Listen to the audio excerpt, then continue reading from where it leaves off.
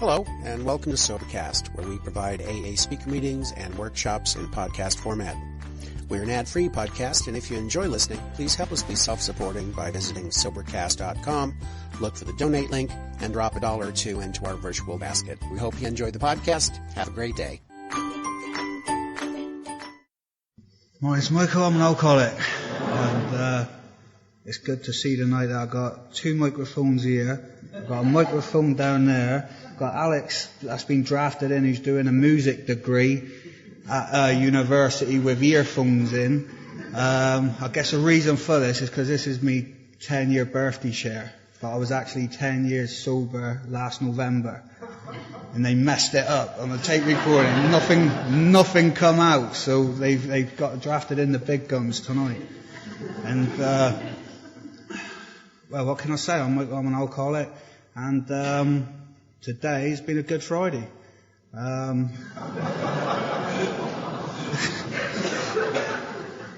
Today's been a Good Friday, and it's been a bloody good week, really. This week, it's been like pretty jam-packed with AA stuff. And I was talking to my sponsor, and I'd like to thank my sponsor for sponsoring me and having patience with me, and proud of your kid. And I was talking to him before the meeting, and I've done a few talks this week, and one of them was in front of all of the Plymouth magistrates. They was having a training day, and me and Andy Red Jacket done talks. And that in itself is one of them milestones of my recovery. You know, I was the type of drunk that, it's how I explained it to those magistrates. I was one of those people that was just constantly in court.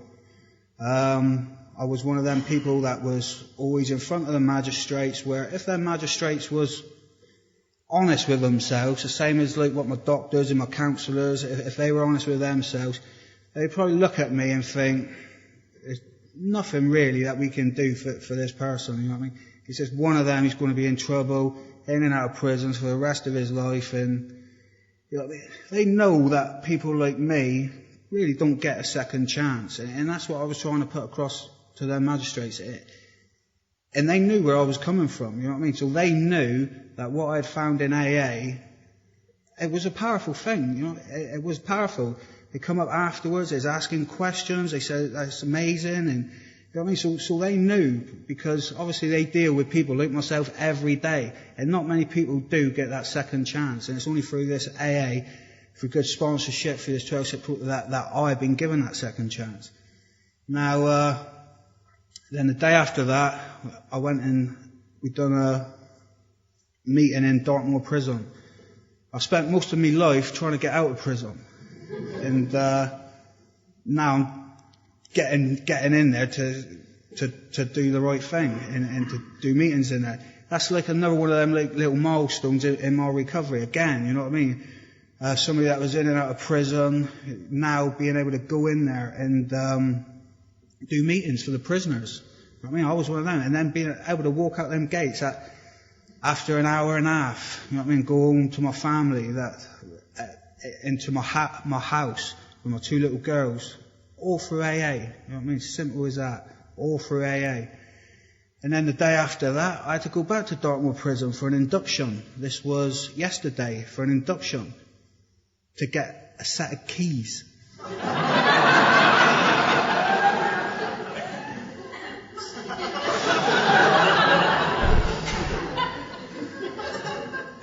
This is another one of them milestones in my recovery.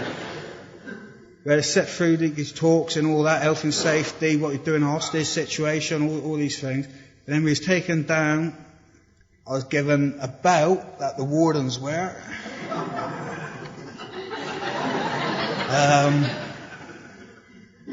One of the chains that they go like that. One of them chains. Whistle on the end. Just in case I see any trouble happening. And then all these other like little key rings for when I do get my keys. You know what I mean? How amazing is that? You know what I mean? for me, it doesn't get much more powerful than that. You know what I mean? From where I've come from, that unemployment, the violence, the prisons, the institutions, to just this week, you know what I mean? Doing them things this week. A day in the life of Michael in AA, recovering in Alcoholics Anonymous, you know what I mean? This week, just doing them things and being in them situations, it's just like, AA has been the most amazing thing that has ever happened to me in my life, you know what I mean? I tried everything to stop drinking. I tried doctors, I tried counsellors, I tried child psychiatrists for my behaviour. When that was way before I picked up a drink, I was gone. I tried probation officers, I tried everything that, you know what I mean, my own willpower, because I didn't like being the person that I was. You know what I mean? I'd write letters to my family when I was in prison, and there'd be smudge marks in the ink of, like, where my tears of sincerity has been dripping onto the letters, where I've been promising not to do these things again. Sorry for letting you all down. You know what I mean? Them promises that I sincerely meant from the bottom of my heart. You know what I mean? Yet when I get out, I'll be beaten on the bar. How has this happened again? You know what I mean? And to repeat that cycle time and time again. I didn't know what I was dealing with. Why is AA work for me? You know what I mean? Why is AA work for me? And what makes me an alcoholic? I mean, these things I didn't know. Doctors, I've seen good doctors, I've seen good counsellors, I've seen good professional people out there, but none of them ever said anything like what alcoholism was about. You know, they didn't seem to describe.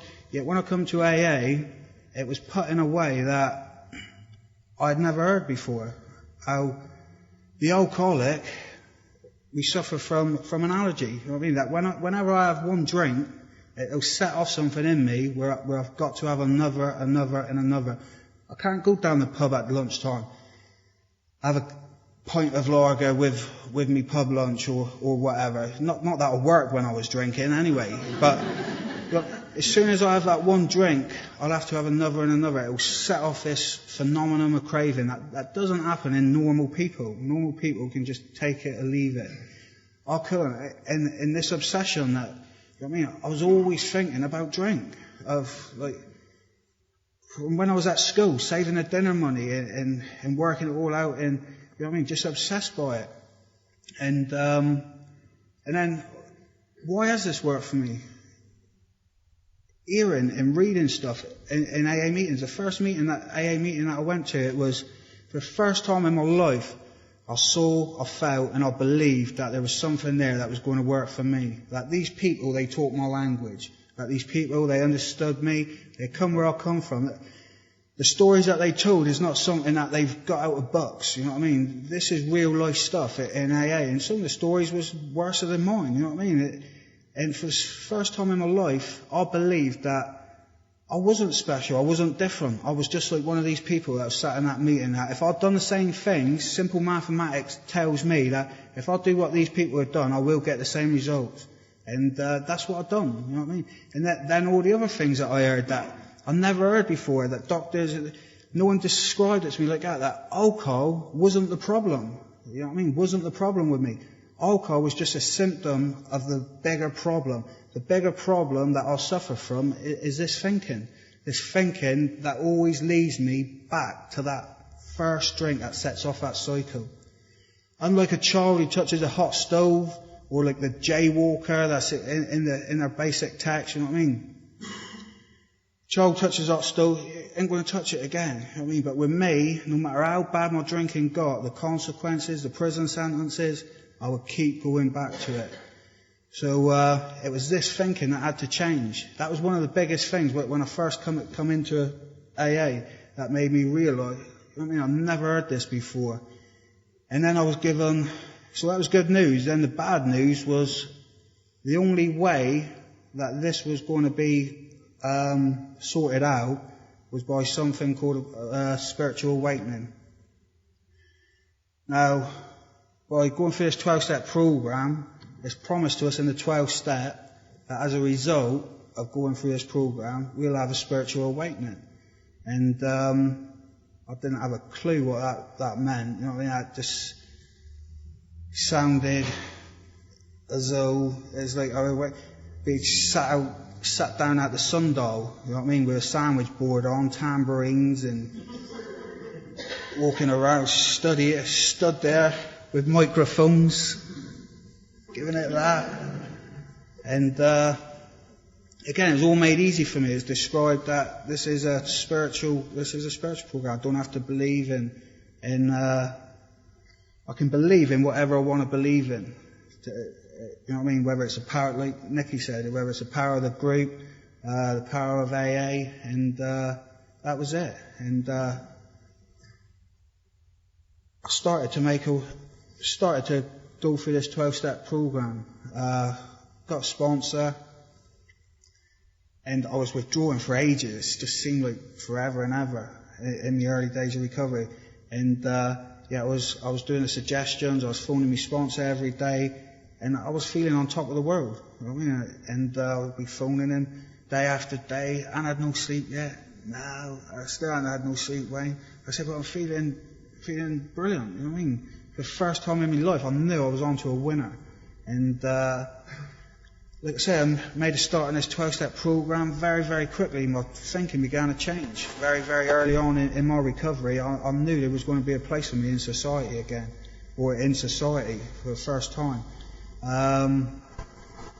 After 3 months, I started making my first step 9s of this program, and my sponsor suggested I'd get a job. I thought, what's he punishing me for? I thought I was doing so well, you know what I mean? He tells me to get a job, and so I started working, and I think I used to work on the roads, and I remember I was working over at Salt Ash. I was down this hill shoveling out all this stuff, and this was like another one of them little milestones in my recovery. And I looks out the hill, I sees a police dog handler with his dog, and he was off duty, walking along, and he's looked down and clocked me in this hill, and automatically I think he must be thinking I'm stashing something down here. I don't know why. I've jumped out this hole and said, it's all right. I've had a spiritual awakening as a result of the 12-step program of Alcoholics Anonymous. And then Anna's dog's there like that. And he said to me exactly what Dr. Siltworth said to, I think it was Bill W. in the Big Bug. That police officer said to me, Michael, I don't know what it is that's happened to you, but whatever it is, you best hold on to it, because anything's better than the life that you did, that you was living, you know what I mean? And I thought, fair play to you. And he went on to say, like, your friends are still out there, you know what I mean? They're still doing the same thing, they're still in trouble.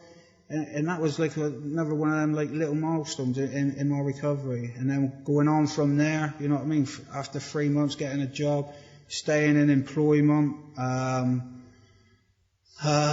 meeting a woman after 2 years, you know what I mean? Told to do the right things in recovery, do the right things around relationships, do the right things around work. I mean, always put your meetings first, and everything will drop into place, you know. And that's what I've done, you know what I mean? I believed what my sponsor was telling me. I remember, like, all sponsors get it, you know what I mean? All the singletons phoning up, I'm never going to meet no one again. Nobody's going to want to be with me. I'm ugly. I'm fat. I'm bald. Nobody's going to want me. And I remember my sponsor saying to me, hey, look, just keep doing what you're doing. He said, I can't wait to be at your wedding. And a couple of years later, he was at my wedding, taking the photos, you know what I mean, of me and my wife. Amazing. You know, going back to college and doing like a plumbing and heating course, and now like got my own business. Getting a mortgage. You know what I mean? I ain't saying all these things to like look at me. You know what I mean? Look what I've got, and I'm good. I'm saying this to the newcomer. I'll come in here with nothing. I'll come in here. I was living at my mum and dad's. My possessions was in a couple of carrier bags. You know what I mean? This is why I'm sharing this. You know, what I have today. You know what I mean? Taking on this design for living, the design for life that's offered to us in Alcoholics Anonymous is what has given me everything in my life today. You know what I mean? The birth of my 2 little girls. You know what I mean? Absolutely little darlings, little daddy's girls. You know, it all means the world to me. You know what I mean? And it has all been given to me through AA and doing the right thing, working this 12-step program. But I know if I stop doing these things, you know what I mean? If I stop doing the service that I'm doing, if I start attending me meetings and stop being honest with me sponsor and stop doing all these things, this spiritual awakening that I've had as a result of this 12-step program, if I stop doing these things, we'll get reversed. You know what I mean? And as quick as I can get these things in my life, I can lose them just as quick as well. You know what I mean? I know that. And I've seen it over the years. You know what I mean? People get in and you know, they come in and they get the job. They get the job, which now they're getting a bit of money in their pocket. That's all that matters. You know what I mean? Don't need to do all their meetings. I do a bit of overtime, get a bit more money in my pocket. You know what I mean? And then they're gone. Where's he gone? Well, they get the missus. Or, you know what I mean? They put that. Relationship. Be happy. They get the missus. Stay on with the missus tonight, innit? Watch EastEnders and all that. I didn't have to do the meetings and, you know what I mean? It's all a bit too strict now, innit? You know what I mean? It's all getting a bit on top. Where's he gone? Well, where's she gone? You don't see him again, you know what I mean? Some of them die, some of them come back in. You know what I mean? But all I can say is, like, going back to like what I've been up to this week, you know what I mean? AA, the profound change in my thinking, in my attitude that has come about through Alcoholics Anonymous has just been, cannot be described anything less than miraculous. You know what I mean? I do feel I am the luckiest person alive today. I've been given a second chance at life. I feel very privileged to have been able to experience them 2 different ways of life in one lifetime. You know what I mean? A lot of my friends are dead. There's a lot of my friends that's at Dartmoor prison doing like 10 years, 12 years. You know what I mean? Life's gone. You know what I mean? That's a big part of their life's gone. I know that would be me. I know that would be me if I didn't find this here. And the newcomer again, you know what I mean? You're not special, you're not different. And if this is your first meeting, you know what I mean? You've got a choice now. From this meeting, you have now got a choice. If this is your first meeting, you know what I mean? You're now being told by a room full of people who have found a way out and found a solution to not only their drinking problem, but to their life problem also, that what's on offer in Alcoholics Anonymous and through this 12-step program will change your life. Now, this is really going to do your head in now. You can go back out that door and you can go back over that pub and you can go over there and you can drink and drink and drink until you get paralytic. You can go downtown, smash someone's head in, maybe kill them, or get in your car, drive home, have a crash and kill the other driver, or knock a kid down. You can't wake up tomorrow thinking, poor me, I didn't find a solution to my drinking. I was an alcoholic. Because tonight you've been offered a solution. The next time you go out there and you smash your missus up or smash your house up, you know what I mean? You can't wake up in the morning thinking, why have I done that? You know what I mean? Because tonight you've been offered a solution. Tonight you've been offered a defense against doing these things. You know what I mean? You cannot go out there and blame anybody or anything ever again. Because tonight there is a solution for you. Now, if you don't take that choice is yours tonight. If you do take that choice, all I can promise you is a life that is going to get incredibly much better day by day. And the days turns into weeks, the weeks turn into months, and the months turn into years. Like I say, I'm 10 years sober now. That's 120 months, isn't it?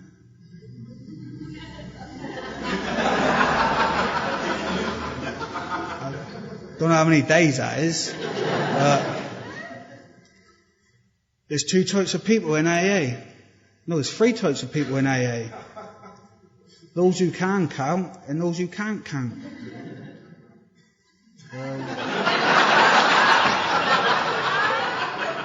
So I guess you all know what type I am.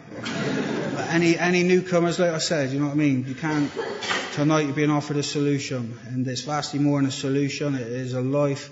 You know what I mean? Where you make lifelong friends. The promises out there will come true for you. You make lifelong friends. You'll be bound to them with new and wonderful ties.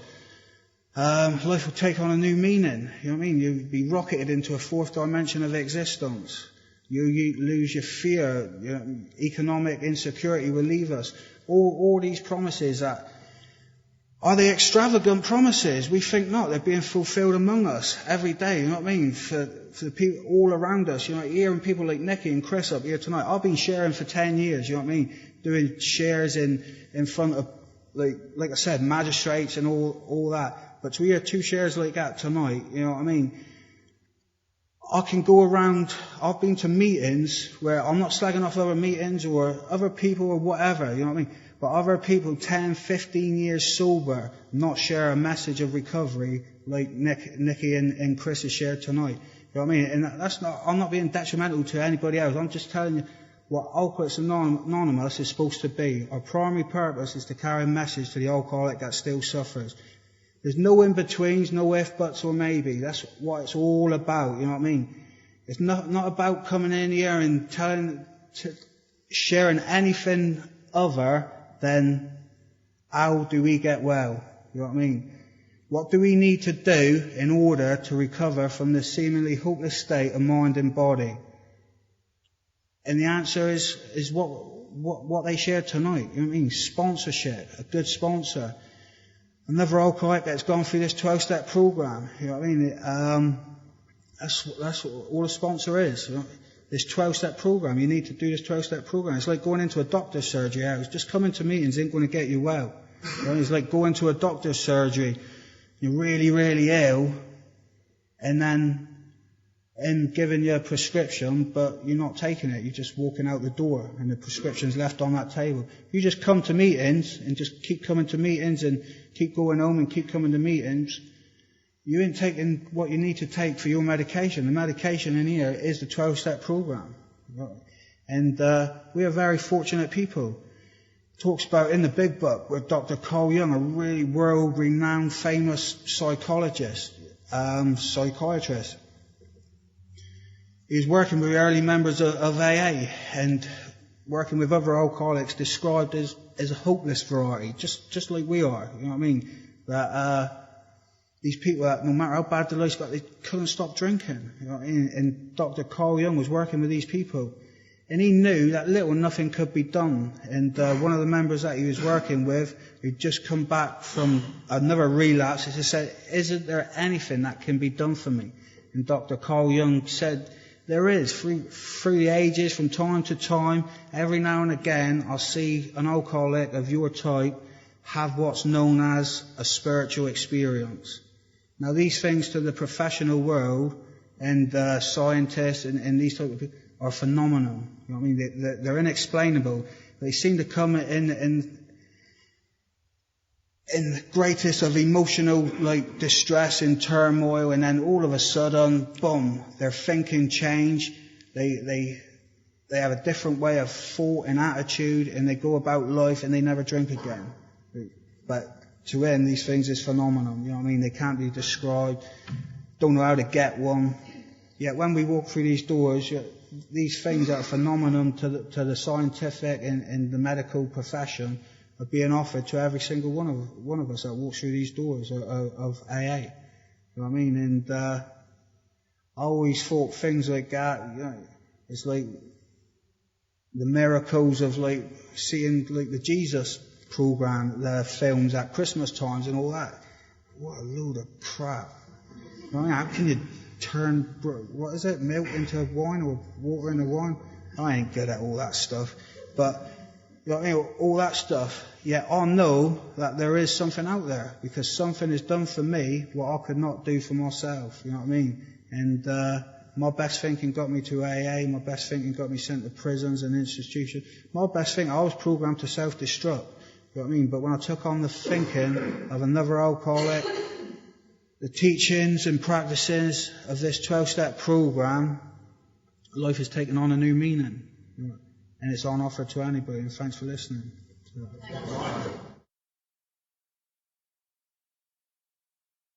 Good evening, everyone. My name's Gail. I'm an alcoholic. That is still a long walk for me from there. And I'm not doing any Darren actions until they put this on video. So that's what I'm doing. Welcome to anyone who's visiting tonight, and a special welcome to anyone who's new in the rooms of Alcoholics Anonymous tonight, especially Road to Recovery. If you're struggling or if you're returning, because I had the privilege on Tuesday of celebrating my 10th happy, sober birthday. And I walked in these rooms new and afraid and wondering, what I was doing, how I could change, what would be here for me, was it the right place? And I can assure you that if you are an alcoholic of the type that's been described tonight by the three speakers, an alcoholic of the type that I am, and as is described in the basic text of Alcoholics Anonymous, recovery is guaranteed. There are promises in that book, and they come true. And that is why I can tell you with absolute authority that, it's worked for me a day at a time. And the years don't matter, it's just the fact that it is a day at a time. I couldn't imagine being sober for any length of time, but it has worked and it's guaranteed, and that those promises are here for you.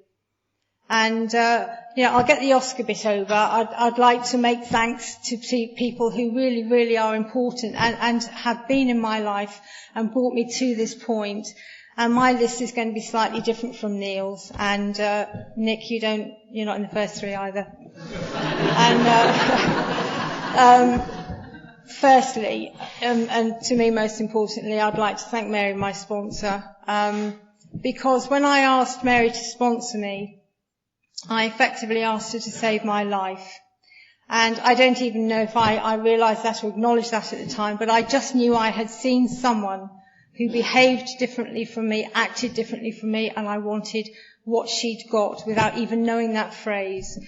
And I'd had a couple of weeks of dry time, and I use the word advisedly. I was dry. I hadn't found any sort of sobriety. I was still as mad as a hen and absolutely nuts. But I'd seen this woman, I'd heard her share, and I asked her if I could have a phone number, and she said no, and that was my very first resentment that I was aware of, because at the time I was in a treatment facility, and she realised that there could well be a conflict of interest. But when I came back, come to the meeting, and she would give me the phone number, we'd go from there. And I did find her, and I did ask her, and it was the single most important thing I'd ever done, because I have never ever asked a human being to help me before. I am absolute self-will run riot. And Mary shares this herself, I have not got an obedient bone in my body, just ask my husband. But as far as my sponsor's concerned, she would tell a very different story, because I have deferred absolutely to what my sponsor has asked me to do. I have become sponsorable for the first time in my life, and I continue to do those things today that I was asked to do on day one, simply because I see her doing it, I see the old timers doing it, and it's worked. I have changed a day at a time by doing something differently, and that was following the guidance and advice of someone who's gone through the 12-step program as it's laid out in the basic text. And, I continue to be in awe of her, and although we have a very close and loving relationship now, I am never her equal. There are times when we have great fun, great love, etc., but there's always that bit of a gap where if she needs to save my life by telling me what I am doing that will harm me or harm others, she will tell me, and believe me, she's the only person I will listen to. And I didn't come in agreeing that that's what I'd sign up to. It's just a fact that she is one person who can tell me, and it's the first adult relationship I'd ever had. I had parents in my life, I had family who genuinely loved me, and they couldn't reach me because alcohol reached me first. I have that degree of thinking which will always put a twist on it, which will always tell me that you're wrong and I'm right, but not with my sponsor. And provided I keep that and what I've learnt here in Alcoholics Anonymous in these rooms at the front of my life, then I can continue this life. And I'm dressed like this tonight for the newcomer and for the people who will never ever make it, those who have gone insane, those who've died, and out of respect for my home group, because I see others come in and they dress up. I never used to do that. I didn't care what you thought. I didn't care what you looked like. You know, I fitted in or I didn't fit in. It really didn't matter. But it matters today. The way I've learned to behave today matters, and so I dress up. And, I'm very proud to be part of this home group. And I'd like to thank my husband, Neil, because Neil, we came sort of back to Plymouth together, really, and you have to trust me on this, that two people without sponsors are not a good place to be in. And Neil actually came to a meeting. He heard someone share, and he talked to the person at the end of that night, and they said, well, I go to the road to recovery, come along. And Neil did. And up to that point, although I loved him very much, I love him far more now. But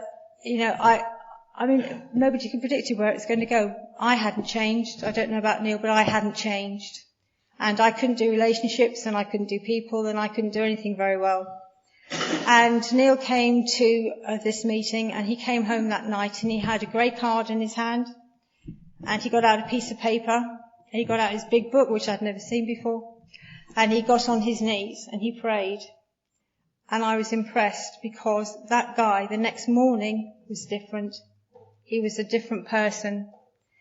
And I'm very competitive. It doesn't work well in his triathlons and weightlifting, but I am very competitive. And I saw him reading this card, and I said, what's that? And he said, what's what? I said, that. And he said, it's a little grey card. I said, what's on it? And he said, writing. Because he was still difficult at that stage. And then I said, what are you writing? He said, joined up. So I said, what are you reading? And he said, the big book. He said, you've got one. And whether he was trying to hook me or not, I don't know, but it did. And he kept the card in the bedside table, so of course when he went out. And I looked at it, and there were all these words, just for today, and a series of just for today actions, which I didn't know at the time were actions. And he came back in, and I said, I want one. And he said, well, if you come to the meeting, you get one. I said, can you get me one? He said, no, get your own. So that Sunday, I took him to this meeting, and I saw him swallowed up in a group of people. And I thought, I'm not going there. And because I hadn't changed, I hadn't got any sort of program. I was still insane from the effects of the alcohol over 30 years. And he came home, and he was changed again. He was happier, and people were phoning him. And on Tuesday night, I was in. And that's where I saw Mary.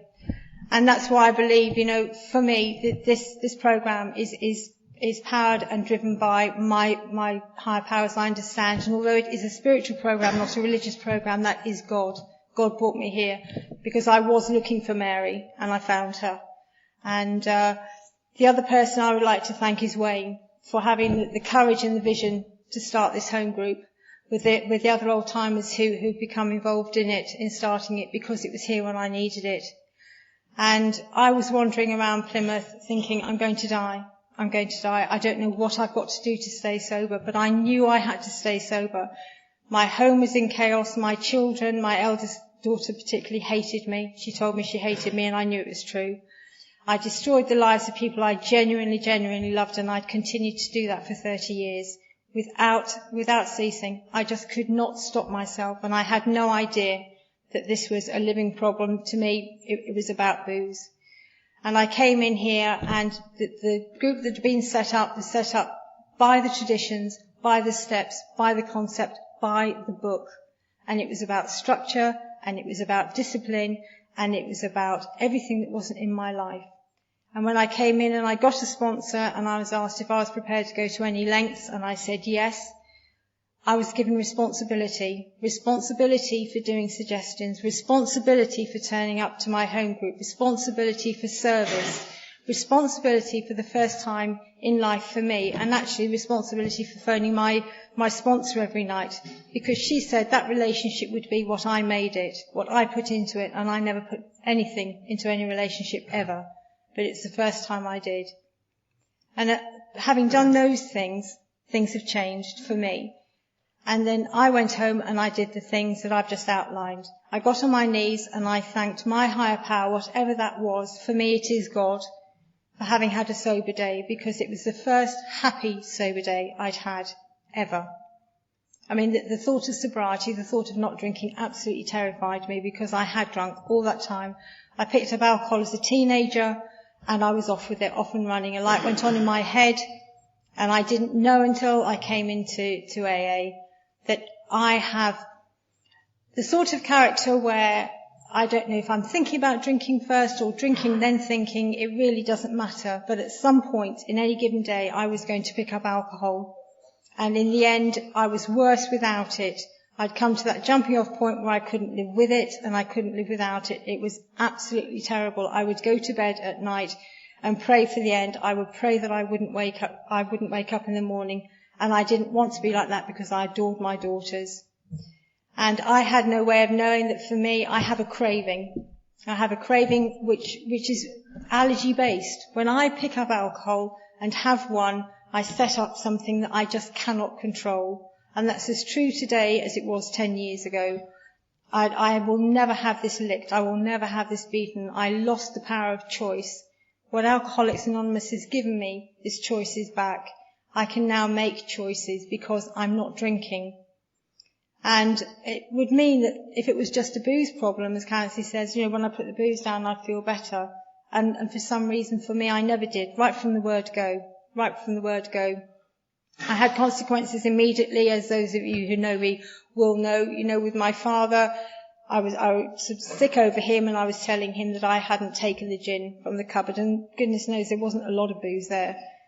But I lived my life on the fringe of people, whilst apparently being in the middle of people. I never succeeded in anything. Once I took up alcohol, I was fairly good at athletics, and like Amanda, I had a natural aptitude in my case, for sport, athletics, but as soon as I had to work at it, I didn't bother. And anything that you asked me to work at, too much bother now, I won't do that, forget it. And booze, I thought, lit up my life. I thought it made me the person I am, and it did, and it was horrible, because it's exactly as it says in the Just for Today, as I give to the world, so the world will give to me. And I was ever grateful, so it made sense to me when I was asked to write a gratitude list, which came in with the suggestions, that I wrote a gratitude list, things I'm grateful for, and on that is always that I'm grateful to be alive, because I do not deserve to be here. I work every day to earn the right to be here by carrying on with the suggestions, but I didn't get here by my own volition. I should have been dead. And I was asked to pray again in the morning, to pray for a sober day, to whatever I believed in, to read the Just for Today card, to study it, to do something from it, to put in action, because this is an action program, and as I said, I was never active. And to read the basic text, at first I couldn't make much sense of it because my head was really, really gone. And so it was just, a few lines, reread it, a few lines more, and gradually it became, a few pages, a chapter, which I still do today, to get a home group. And if you're new tonight, this is a wonderful home group. And I am biased, it is the best one in the world. And it has a very, very strong fellowship. And more importantly, it has safety for the newcomer. You can rely absolutely on what you're told here. And I needed to know that, because when I came in, I didn't know anything. And I was in trouble. And here, there are any number of people who can sponsor you. And when you get a sponsor, become sponsorable, I would suggest. And if you don't know who's safe, if you don't know who's an old-timer, ask Alison, the secretary. Otherwise, ask someone you hear tonight from the floor. And I was asked to get to my home group early, help set up, become part of it. Because if I was on the fringes, I would always stay on the fringes, and that's how I lived my life. I lived my life on the fringes of my family, and I lived my life in the beginning on the fringes of other meetings. Here, I was thrown in because, as I said, with responsibility and choices came action, and I was expected to do service well. And it became a pride thing then. I wanted to do it better than Neil. And also, I didn't want to let my sponsor down. and also I didn't want to let my home group down because I became accountable, just as I have in the workplace now. And as a result of doing these things, it says in the basic text, rarely have we seen a person fail who's thoroughly followed our path. I've thrown myself in as I've seen the old timers do, as I've seen the people whose recovery I want to emulate. I've done those things simply because they have worked for me. And I wanted it to work. I wanted to be different. I wanted to be able to make amends to my mother. And Darren mentioned step 4 and 5. When I did step 4 and the 3 columns, in the last column, never mind the resentments and what had happened and why I hated all these people, it was my accountability, my defects of character, my self-will, my self-pity, my arrogance, my pride, which is why on Tuesday, when I had the gift of 10 years sobriety, God made sure it was April the 1st, April Fool's Day. And every year, when I am lucky enough to reach that, April the 1st, I wryly just laugh and think it's April Fool's Day. And I know that I'm kept right-sized because I need to be right-sized. Because if I stop doing this, if I stop being at the centre of my home group, helping in any way I can, then I will lose this. And I can't bear the thought of losing this because I have never had a group of people before whom I trust so much. I have never had a place where I want to be so much. And when I heard people, like my sponsor and Wayne in the beginning saying, I wouldn't be anywhere else on a Friday night, and I thought, God, you need a life. And I realised this is my life. This is life, because through this, I have got everything. My sponsor has helped me to grow. I've learned painful lessons in recovery simply because I cause myself pain. I have this arrogance, I have this pride, I have this self-will. But I always try to learn, and I have never ever disagreed or argued with my sponsor. She is the one person I will not argue with, simply because if I start arguing and thinking I know better, I will lose this. And there have been times when I have just gone quiet because every bit of me is screaming to say something back. But at the end of it, she knows better. I asked her to save my life. And if I continue to do this, I can continue to have this wonderful life. I'm happily married to Neil. I love him so much, and I love him more than I could ever imagine possible. And I know Wayne says you have to be careful what you say because this is on tape and it'd be really weird if it all goes wrong after, but I have no reason to believe that it will, simply because I'm sponsored. I'm only married because I'm sponsored, and I can't promise anyone who's not married here that you will get married, but for me, because I've learned to behave differently, because I've learned to follow direction, because I've learned about obedience to spiritual principles, as the result of the 12-step program, the spiritual awakening, I have changed, and I can look at my part in things, and that's as true for work. And when an old-timer says something to me, or asks me something, or a newcomer needs help, that is how I live my life. And it is pivotal, because if I get out of bed and do not get onto my knees, first thing, then I'm saying I know better. And I don't know better than anybody. I know better than anybody that if I stop doing these things, the reality is that my thinking will change back. I can only do this, I only have a daily reprieve as long as I do these things. And I know I am so lucky today. My mother came down to live with us. I was able to make amends to her. Someone who I treated so shabbily, like other people, if they upset me or annoyed me, they were just out of my life, and she was out of mine for 2 years. And I had the opportunity to make amends to her. My eldest daughter, who hated me, she has a beautiful daughter and a beautiful son, and she trusts me with them today. And I am so privileged to be able to be part of their lives. My younger daughter Claire, I made amends to her so well, she moved in with us, and we need to sort that out. I'm not quite sure, I haven't talked to my sponsor about how we get around that one and unamends. But so all these simple things that I've been taught to do, things that are totally against my nature, going back to the fact that I do not have an obedient bone in my body, except where this is concerned. I've been able to take that out into the workplace.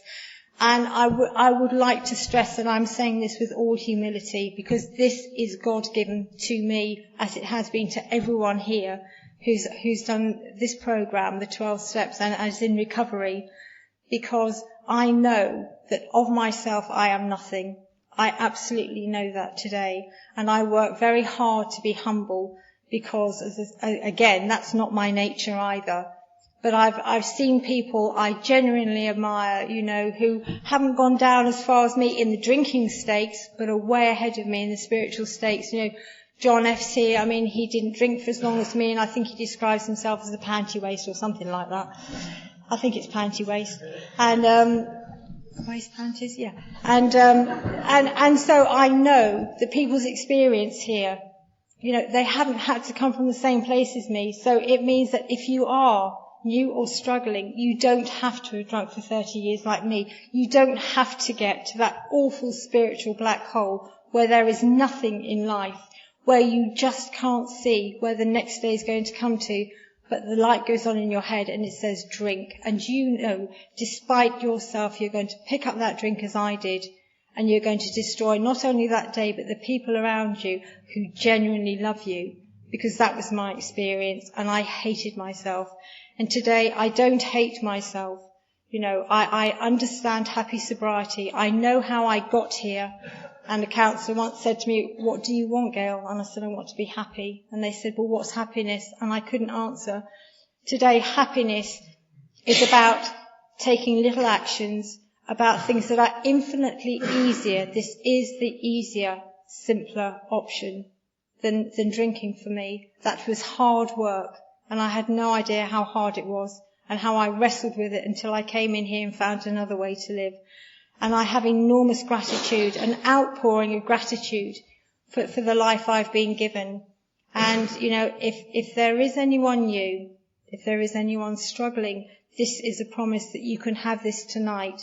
By working through these steps, like Nick, when I came in, I knew at depth I was defeated. I knew I was beaten, and I knew I needed to do something else.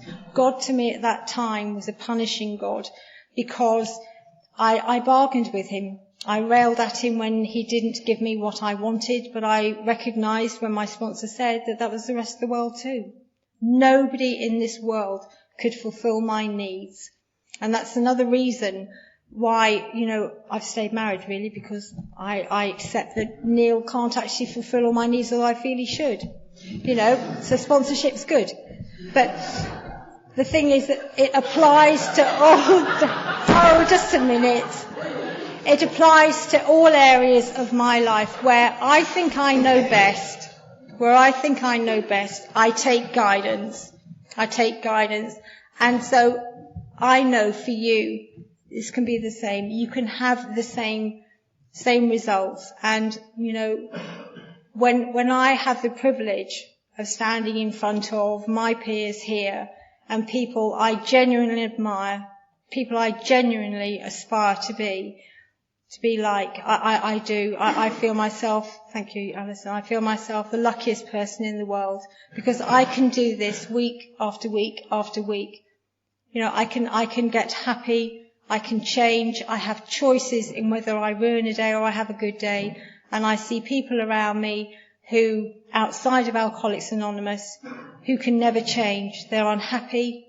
They're like me, but they're not alcoholics. So they can never give up alcohol. They can never know about the 12-step program, because it won't mean anything to them. It didn't mean anything to my mum. She didn't understand why half a glass of sherry wasn't enough for me, and I couldn't explain it to her. I don't think I can still do that to this day. But if you are like me, if you are like the people in this room, your recovery is guaranteed. Those promises are absolutely written in crystal in the basic text of Alcoholics Anonymous, and they're there for you tonight, and thank you for listening.